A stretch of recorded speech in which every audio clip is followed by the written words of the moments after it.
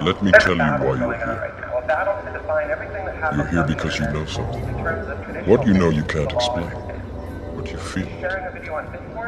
You felt it your entire life.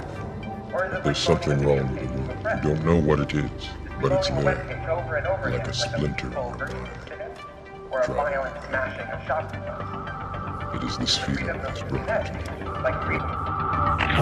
I know you're out there. I can feel you now. I know that you're afraid. You're afraid of us. You're afraid of change. I don't know the future. I didn't come here to tell you how this is going to end. I came here to tell you how it's going to begin. I'm going to hang up this phone, and then I'm going to show these people what you don't want them to see. I'm going to show them a world without you. A world without rules and controls, without borders or boundaries. A world where anything is possible. Greetings, citizens of a manipulated reality. The next video is from F3Ar. We have put the channel link in the description. Let us begin with inside the elite network that trains powers. What if the most powerful people in history didn't rise to the top, but were trained for it? Not trained in the way we usually think, with universities or business schools, but trained through something far older. Through networks, through lineage, through systems designed to preserve power across generations. For thousands of years, leaders have appeared to emerge from chaos. New kings, new dynasties, new empires. But look closely enough, and something strange begins to appear. The same families, the same alliances, the same patterns of influence, repeating again and again across centuries. So the real question isn't who holds power today. The real question is, who trained them to hold it? Throughout history, power has rarely been random. Kings didn't just appear overnight. Financial empires didn't rise out of thin air. Political dynasties didn't accidentally dominate entire nations. Behind nearly every major center of influence lies something deeper. Networks of families, institutions, and shared belief systems. These networks didn't just accumulate power. They preserved it. They passed it down. And most importantly, they trained the next generation to use it. Because real power isn't just about wealth or authority. It's about understanding how systems work, how economies move, how people think, how narratives shape entire societies. And that kind of knowledge isn't learned overnight, it's cultivated. Across ancient civilizations, one detail shows up again and again: genealogy. Entire historical records were dedicated not to battles or inventions, but to family lines detailed for you in L, origin of the blood. Kings tracing their ancestry back through centuries, dynasties linking themselves to earlier rulers. Power justified through lineage. At first glance, it seems ceremonial. But when you think about it, genealogy served a much more practical purpose. It created continuity.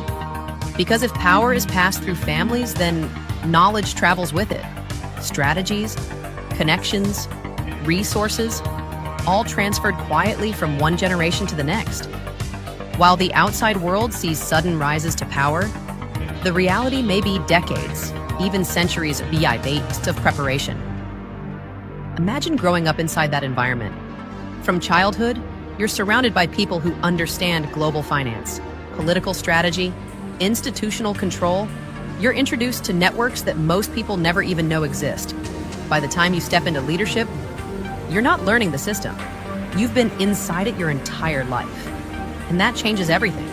Because power stops being something you chase. Instead, it becomes something you inherit. Something you refine. Something you're expected to carry forward. In that sense, the network itself becomes the teacher. History gives us countless examples of influence surviving enormous change. Empires collapse. Revolutions sweep through nations.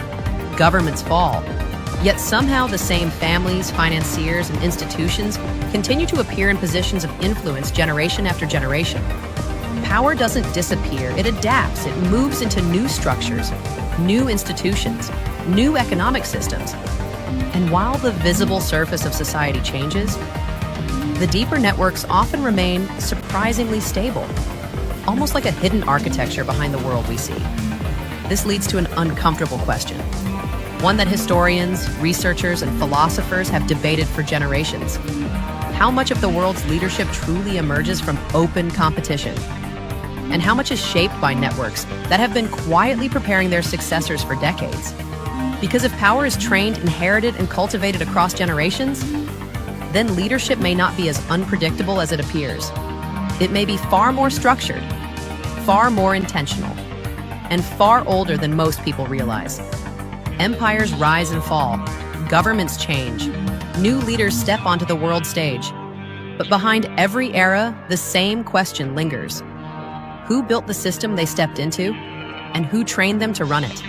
Because the most powerful networks in history don't just control wealth or politics, they control something far more important: the next generation of power. Find out more in L, Origin of the Blood, links in the description. Greetings, world. We are Legion. United. One.